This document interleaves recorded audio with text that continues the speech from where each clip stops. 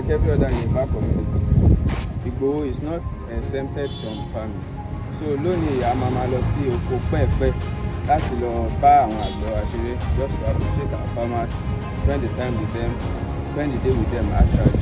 So let's go together. That's been a very stressful day, and that's all the stressful as you can see, because I'm looking so done. But we are going to be spending the day with our farmers ní oko pẹ́ẹ̀pẹ́. So ẹ máa bá wa ká lọ. It's going to be fun and it's going to be lively. So kindly stay with us. Thank you and God bless you. Peace.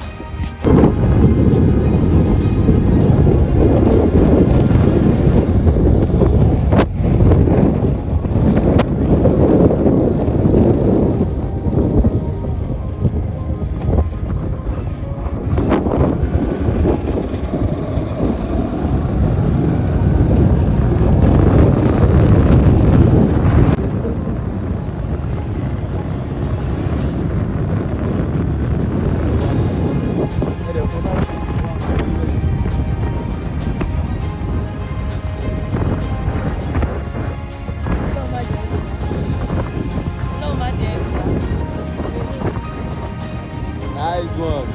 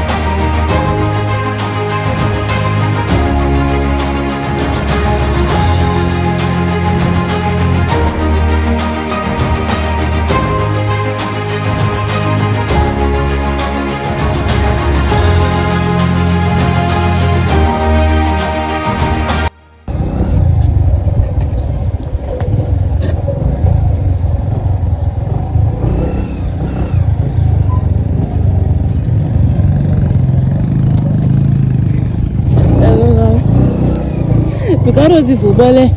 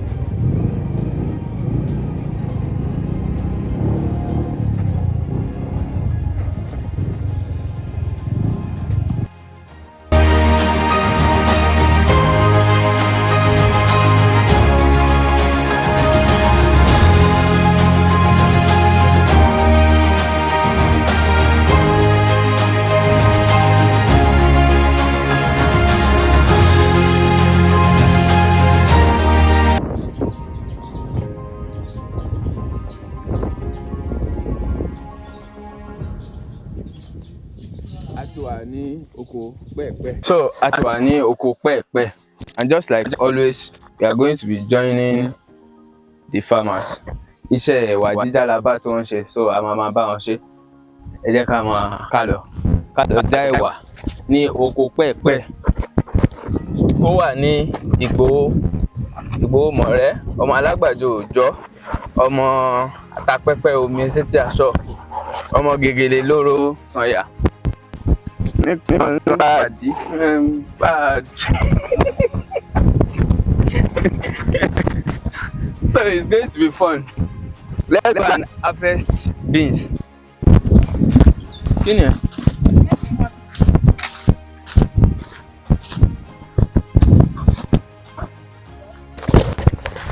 ẹ ti parí iṣẹ́.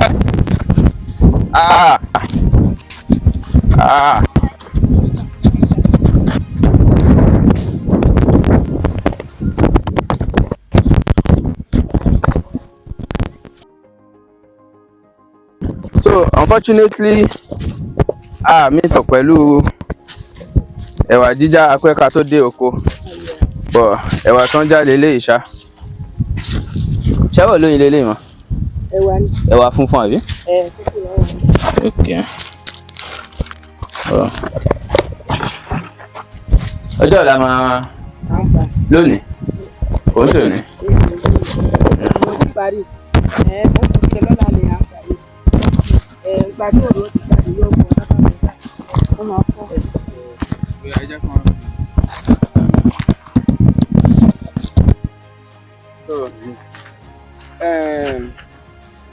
Oṣù mélòó ni ẹ̀wà máa ń lò tẹ́ bá gbé? Oṣù mẹ́ta. Oṣù mẹ́ta? Bẹ́ẹ̀. Okay. But ẹ kí n gbin ẹ̀wà olóyin ni? Ẹ kí n gbin ẹ̀wà olóyin, kí lorúkọ ẹ̀wà eléyìí? Ìmọ̀ fa. Ẹ kú iṣẹ́. Sọ tó mọ̀ pé Yorùbá mi kò dé bẹ́ẹ̀ ni. Díẹ̀ náà ni. Ó sì dùn mí pé àbá yín nígbà tẹ̀ ń jà. Kí lorúkọ ẹ? Òun tijú ni. Ṣèṣà. Ṣé a fẹ́ máa gbélé ìlọlé báyà? Bẹ́ẹ̀ ni.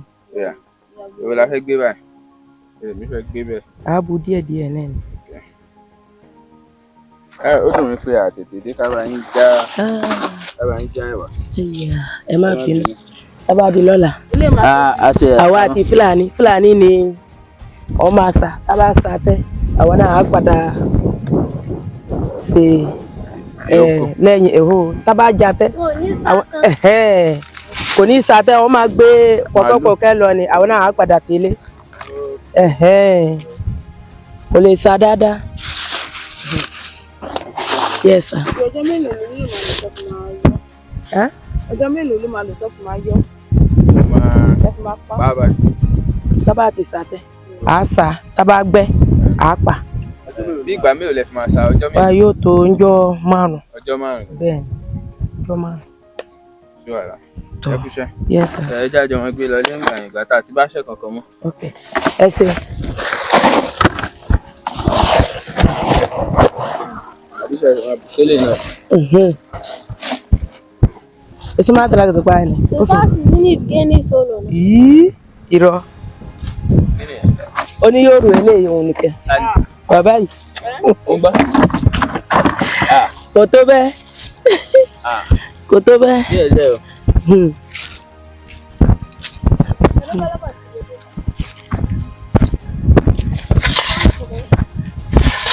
Papa ko deh na temen dia pula bodoh. Cakap ni. Ayah. Karunya meji abi. Oh ya. Jom ni kau urus. Oh ya. Coba lah. Oh ya, kau ada. Ya dan. Iya dah.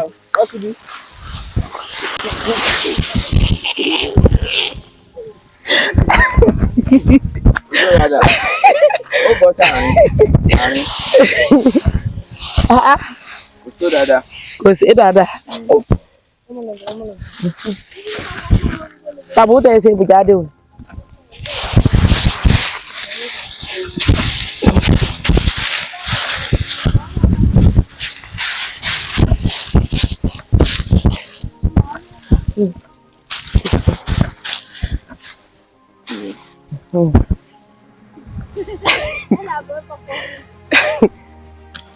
Tá suivi, velho.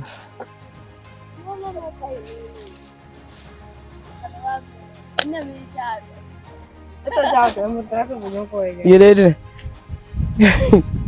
Say you to buy. Yes.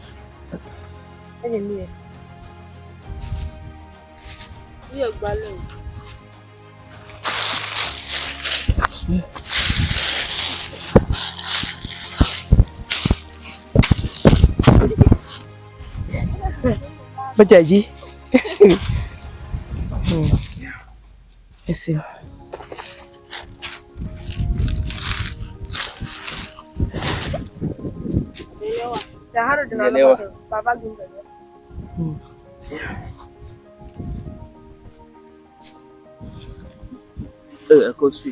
Yes. Oh yeah. Yeah.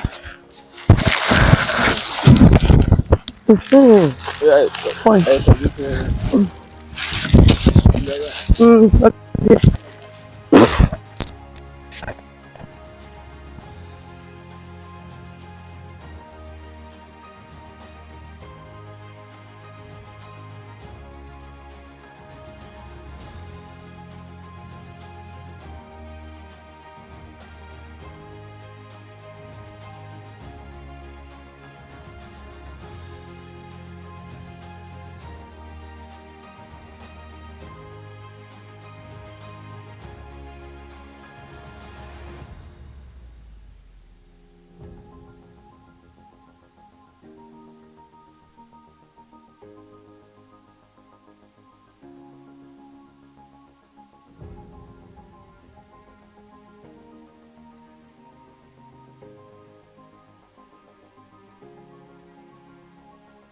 Àbáṣe kankan mọ́ lóko.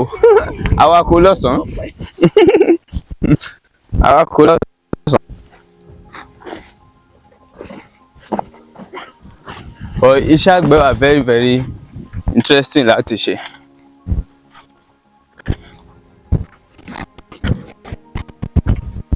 Bí àwọn ọ̀rọ̀ Yorùbá wọ́n á sọ pé ilẹ̀ kì í tan ọ̀lẹ jẹ. Ilẹ̀ kì í tan ọ̀lẹ jẹ. Ṣó yẹ ó mọ̀ túmọ̀ ẹ́?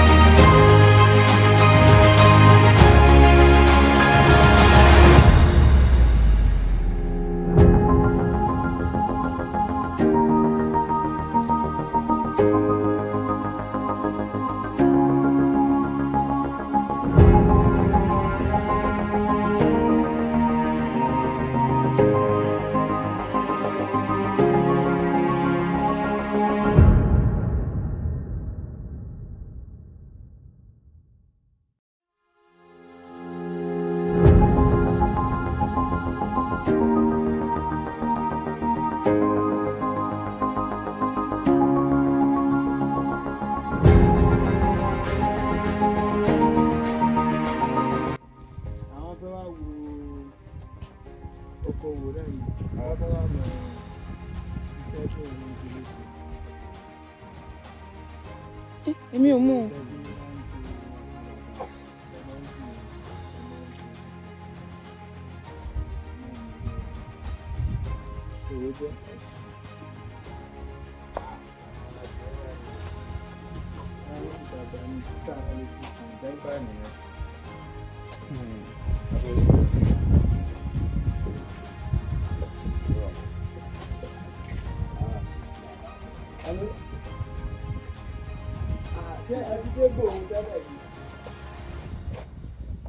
Mo ní ṣe àti dégò tẹ́lẹ̀ ń bá àtẹ̀kọ́ pè mí láàárọ̀ ẹ̀.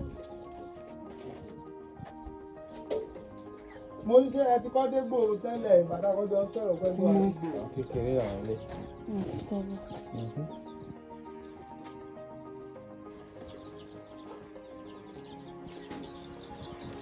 Ṣé bí páàkì ló wà?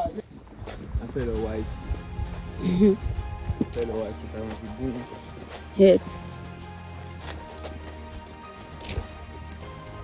Má dùkọ́ mi, má dùkọ́ mi.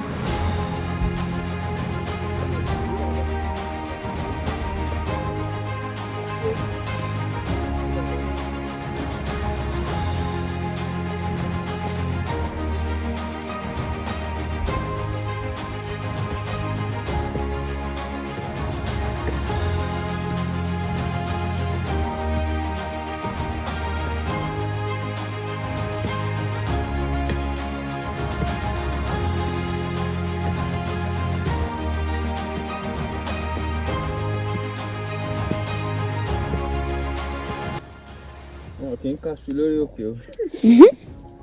Wọ́n máa ń wá aṣọ nílẹ̀ ní ẹ̀ṣẹ́ tí rí.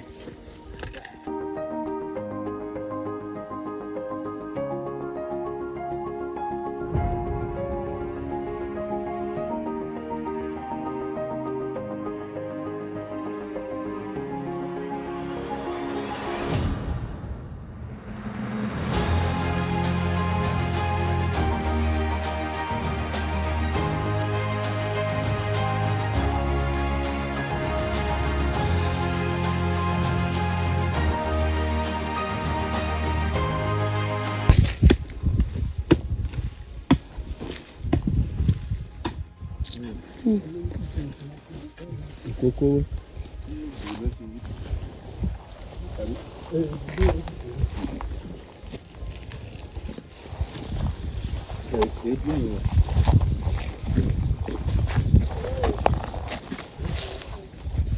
Èdúdà. Okay.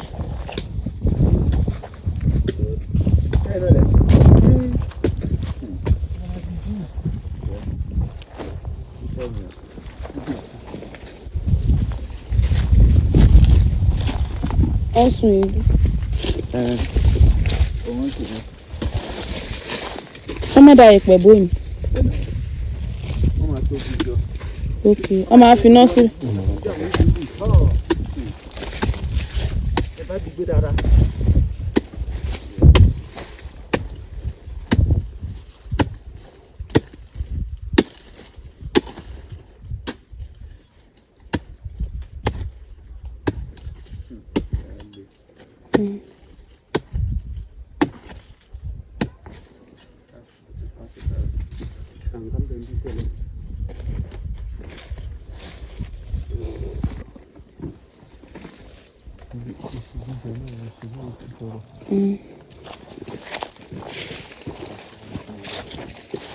I know what that means for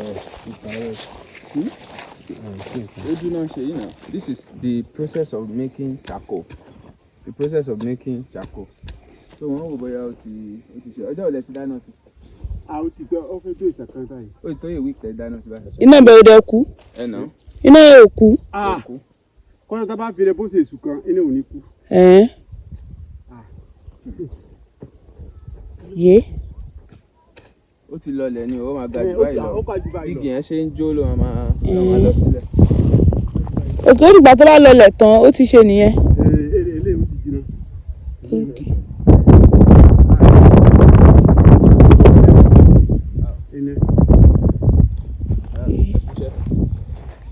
Ọmọ.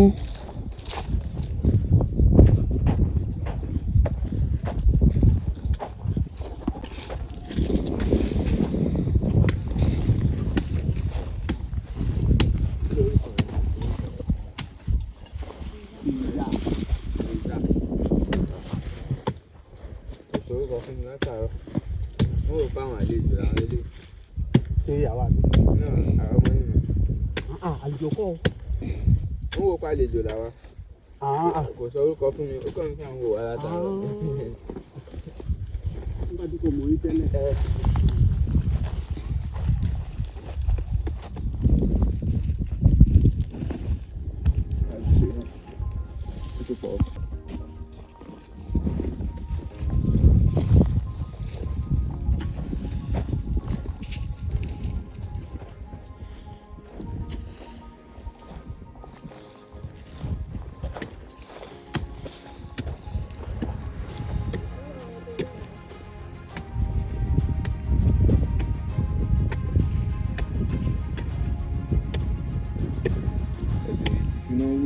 Ká lókè wọ́n ń nílẹ̀ ni. Ìyẹn ti kán.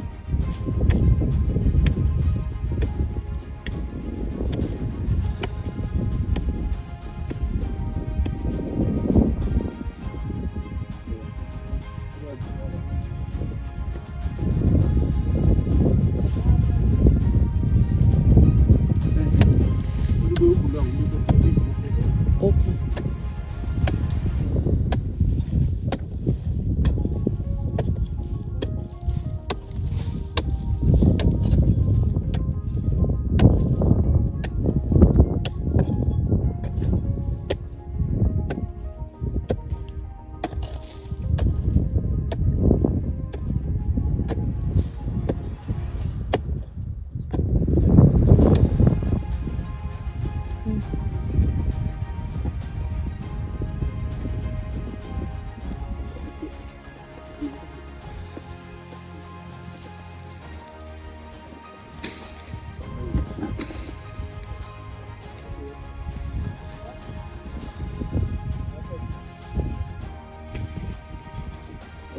àwọn kíní ẹ̀.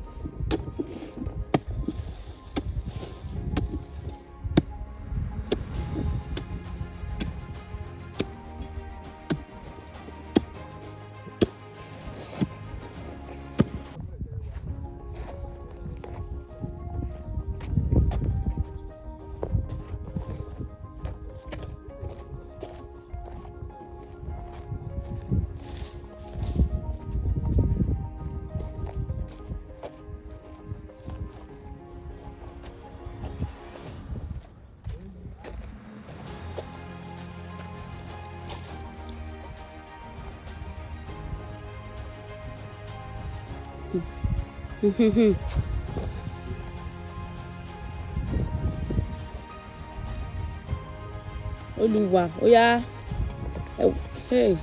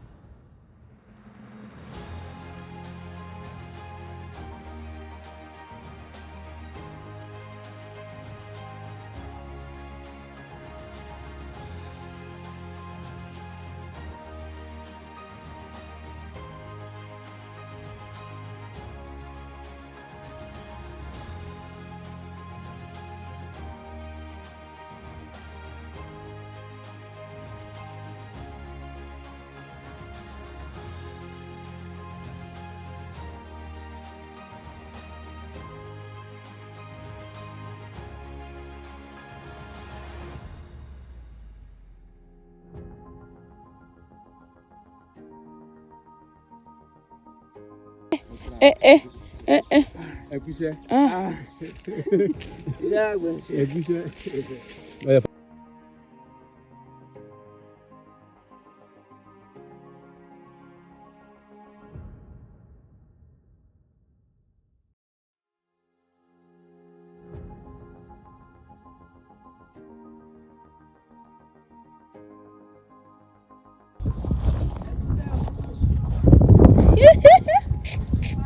A fẹ́ lọ já ata la máa fi dáná. That's to show you the sense of sufficiency tó wà lóko. Àwọn nǹkan táwọn àgbẹ̀ yẹn ń jẹ. Ṣé pé fresh iṣu la wà? A dẹ̀ tún fẹ́ lọ ká fresh ata la máa fi dáná. So, honestly, every part of farming is very, very interesting. Anyway, what about your monitor? You get to understand that there's a lot of food in the wild, in the nature. One of our is our host. So we are going to be dyeing pepper. To be unplugging pepper. Unplug your well.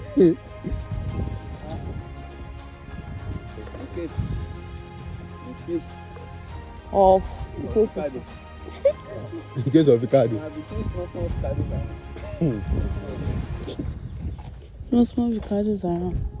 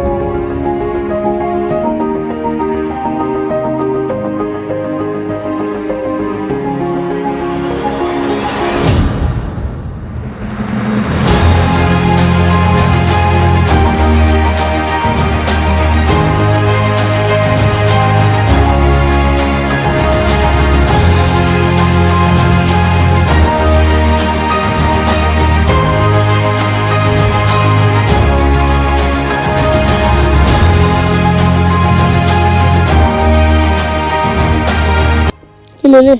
Tó wà bọ̀ ẹ̀rín. Òní nílẹ̀. Ó ti ẹ̀kan ti harvest. Okay. Ó ti harvest. Tóòrùn bá ti pọ̀ tí ọyẹ́ yẹn ti ń dé báyìí ó máa là fúnra. Òun náà lọ kó sí ìwé. Wọ́n ti tù. Ìwé kẹ kò tí gbọ́ tẹ́.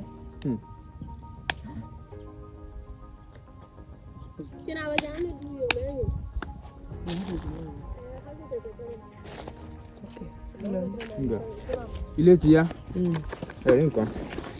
Oúnjẹ la wá jẹ lóko, àbáṣẹ́.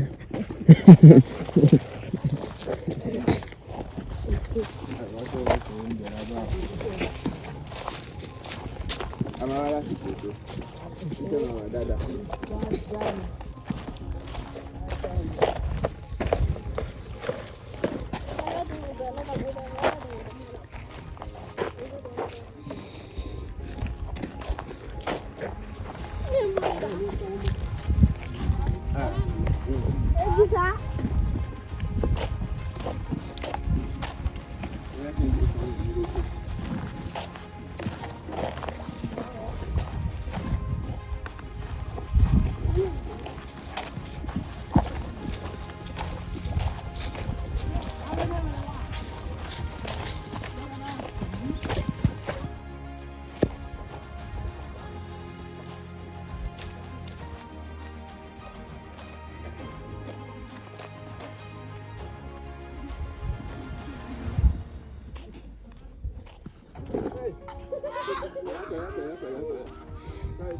Pẹ̀lẹ́. Ah, mi ṣe ẹ̀yẹ.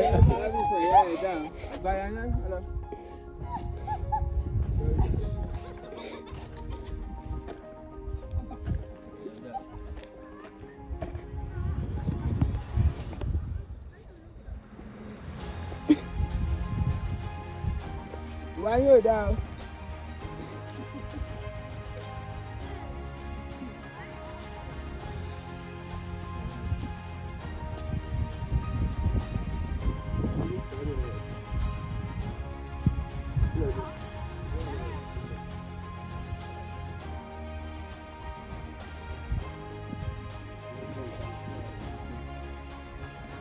Hello? Mo wà tó message.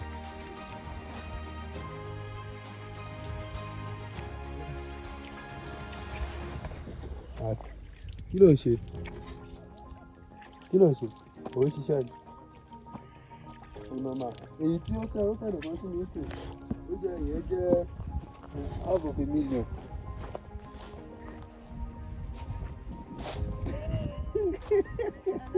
Ẹ jẹ́ kí n mú omi díẹ̀ ẹ jọ̀ọ́.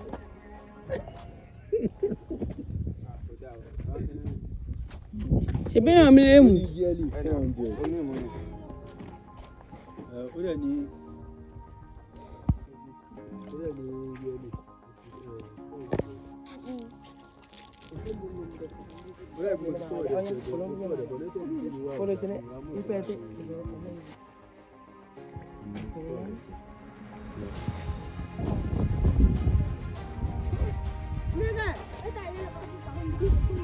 Bẹ́ẹ̀ni máa bàlẹ́ ni.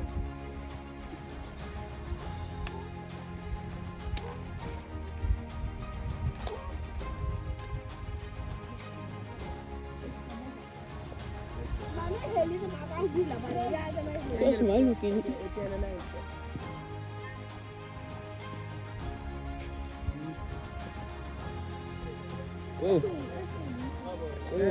Ọ̀rẹ́.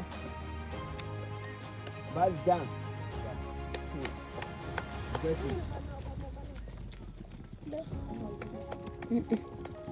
Children of the Lord, they are marching unto war. I don't know what I'm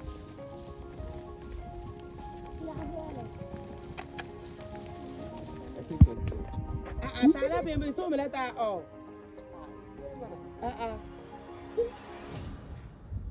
Bẹ́ẹ̀ ni Tom. Ẹ sá fún. Ẹ̀yà kọ̀ lọ́sọ̀kọ̀. Nàwa. Kúrò fúlàn tó máa fẹ́ nípa. Ẹ̀yà kọ̀ lọ́sọ̀kọ̀. Take it easy. Come on. Hey! High five. Ẹ̀ka yẹn máa da àwọn màálù rẹ̀ yípa. Wọ́n máa lọ máa wú ọkàn mi. Wọ́n máa wọ̀ ọ́ máa lọ́wọ́ ní ọ̀tọ̀. Má ṣubú mọ́ o.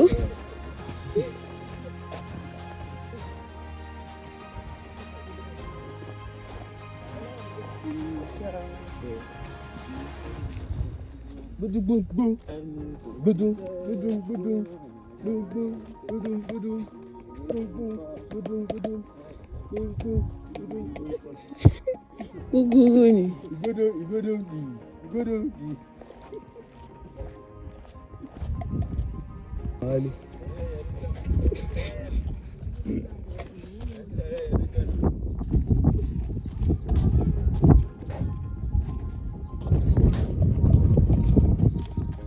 Yes, Baba. Oluwakiri, intermediating between the then and now of the Yoruba culture.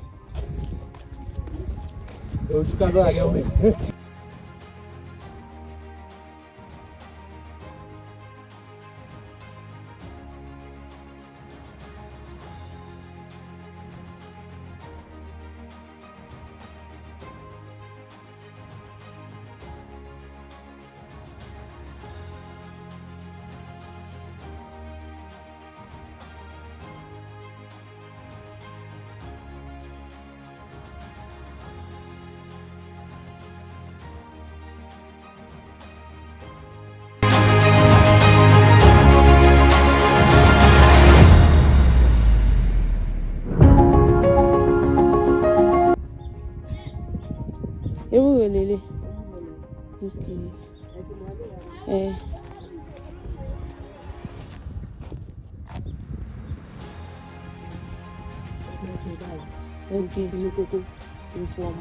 Okay. Okay.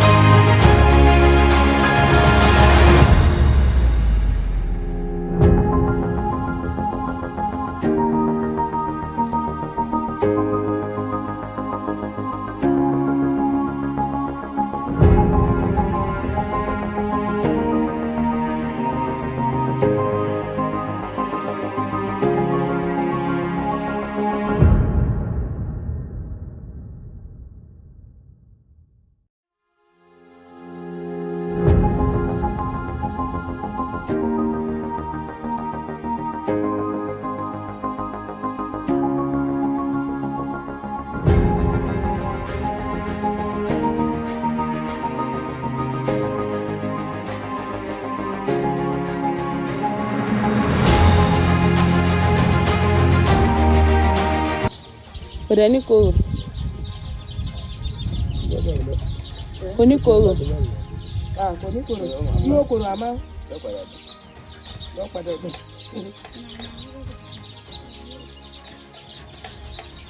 Àbí ọ̀tẹ̀ ti dùn. Ó dẹ̀ dáa tó bá lè ní. Mi kí mọ́gì. Oògùn tó máa mú lásán tó máa mú ìsinmi àti ewé máa fọkàn wẹ́wẹ́. Ó dáa fún ìgbà. Bẹ́ẹ̀ni.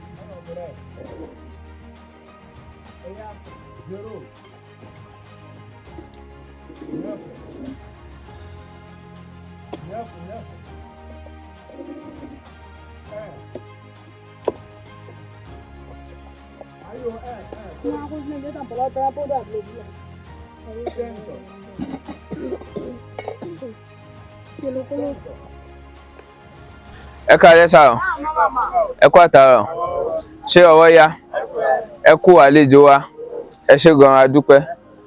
Gẹ́gẹ́ bí mo ṣe sọ fún yín lọ́sàn-án, orúkọ mi ni Olùwákiri, so a máa ń lọ káàkiri àwọn ilẹ̀ Yorùbá, so láti fi nǹkan tó jẹ́ ẹwà Yorùbá hàn. So ní ọ̀tẹ̀ yìí Ìgbòho ló kàn, so tá bá dẹ̀ ti lọ sí ìlú káàkiri bẹ́ẹ̀ yẹn, a máa ń gbìyànjú láti lọ sí ọ̀dọ̀ àwọn àgbẹ̀ wa torí pé a mọ rírì iṣẹ́ tí àgbẹ̀ ń ṣe. So gẹ́gẹ́ bí ìfẹ́ táwa sì ní sí àwọn àgbẹ̀, ìdí nìyí tá fi máa ń gbìyànjú pé gbogbo ìlú tá bá ti lọ à ń dé oko kọ̀ọ̀kan láti bá àwọn àgbẹ̀ wa ṣeré, so láti jọ dárayá. So ìdí nìyí tẹ́ ṣe ń rí gbogbo nǹkan tí à ń ṣe yìí. So ẹ má bínú pé ètò wa fẹ́ lọ díẹ̀, ẹ mọ̀ ọ̀rọ̀ generator, ọ̀rọ̀ machine, so èèyàn ò lè predict ẹ̀, so nǹkan tó ṣẹlẹ̀ nìyẹn, ẹ jọ̀ọ́ ẹ má bínú. So lálẹ́ yìí gẹ́gẹ́ bí nǹkan tá máa ń ṣe, gbogbo ibi tá bá ti lọ a máa ń gbìyànjú láti ṣe àfihàn àwọn eré Yorùbá tó ti pẹ́, àwọn eré Yorùbá bíi 1993, so tó yẹ pé ìgbà tí gbogbo àwọn tó jẹ́ àgbàlagbà òṣèré tó yẹ pé àwọn náà ṣẹ̀ ń bẹ̀rẹ̀, so a máa ń gbìyànjú láti ṣàfihàn ẹ̀ gẹ́gẹ́ bí àwọn tó ti kópa láti mú ọ̀pọ̀ ẹwà bá àṣà Yorùbá. So lálẹ́ yìí a ó jọ máa ṣe àfihàn eré àtijọ́ kan, so tá bá gbọ́ Yorùbá dáadáa, eré tó dùn ni, tá sì rí ẹ̀kọ́ gidi kọ́ níbẹ̀.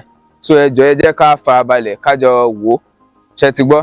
So kẹ́dẹ̀ má bínú sí wa, ní ìbá agbára tiwa náà a ṣe ní àwọn àlejò ráńpẹ́ kan, so ẹ jọ̀ọ́ ẹ bá wa fọwọ́ bà bó ṣe rí. So Ọlọ́run á jẹ́ ká pẹ́ fúnra jù báyìí lọ, so Ọlọ́run dẹ̀ ní jẹ́ ká fi ẹnikẹ́ni ṣàwátì nínú wa. Ẹ ṣé gan a dúpẹ́, ẹ kú àlejò wa o, ẹ ṣé gan sà.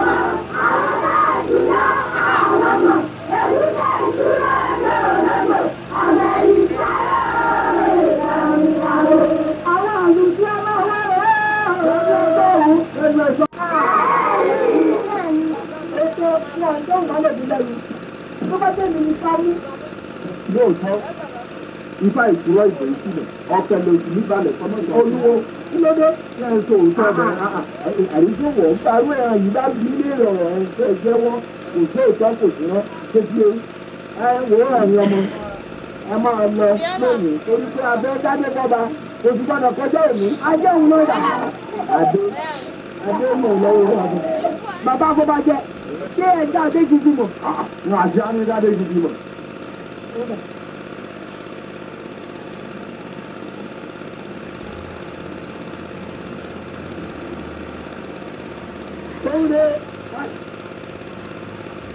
Adéjẹ̀ báyé gidi o. Bọ́mọ dé kù.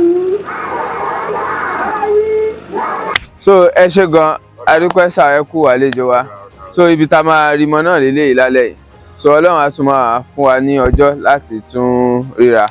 So Ọlọ́run á dẹ̀ jẹ́ ká tún pàdé pẹ̀lú ayọ̀. So ẹ ṣé gan, ẹ kú àlejò wa o. Ẹ ṣé gan sà. So ó dàárọ̀ o. Ẹ ṣé gan sà.